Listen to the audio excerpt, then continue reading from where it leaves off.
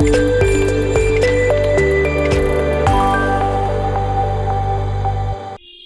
నిర్ణయం ఒక ప్రజా వ్యతిరేక నిర్ణయం కాబట్టి ఈ నిర్ణయాన్ని వెనక్కి తీసుకోవాలని చెప్పేసి రాష్ట్ర వ్యాప్తంగా కోటి సంతకాలు పెట్టి గవర్నర్కి సమర్పించడం వల్ల నిర్ణయానికి మద్దతుగా మరి మందయ్య నియోజకవర్గం నుంచి ఒక 60,000 సంతకాలకి జిల్లా కేంద్రాన్ని పంపించడం జరిగింది.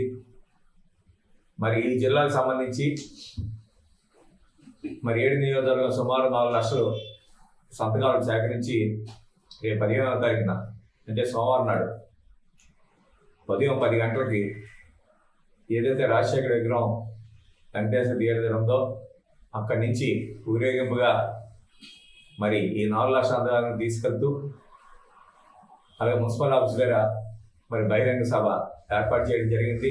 ఆ బహిరంగ సభ ఏర్పాటు చేసిన ఈ 4 లక్షల సంతకాలు కూడా మరి విజయవాడ తీసుకెళ్లే కార్యక్రమం. ఆ తర్వాత 18వ తారీఖున సాయంత్రం 4 గంటలకి గవర్నర్ గారికి మరి మా నాయకుడు జగన్మోహన్ రెడ్డి గారు పార్టీ పెద్దలు అందరూ కూడా కలిసి ఊరేగింపుగా వెళ్ళి ఈ సమర్పించడం జరుగుతుంది. ఇప్పటికైనా కూటమి ప్రభుత్వం కళ్ళు తెరిచి అనే నిర్ణయాన్ని వెనక్కి తీసుకోవాలంటుందన్న ఆలోచన మేమైతే చేస్తున్నాం.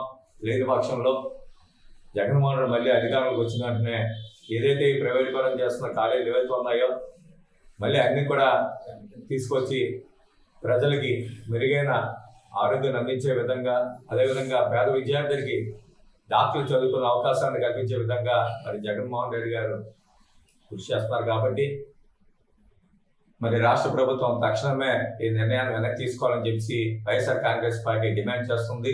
Local to global news at your finger tips. మీ చేతిలో ఒక ఆయుధం. Download R TV app.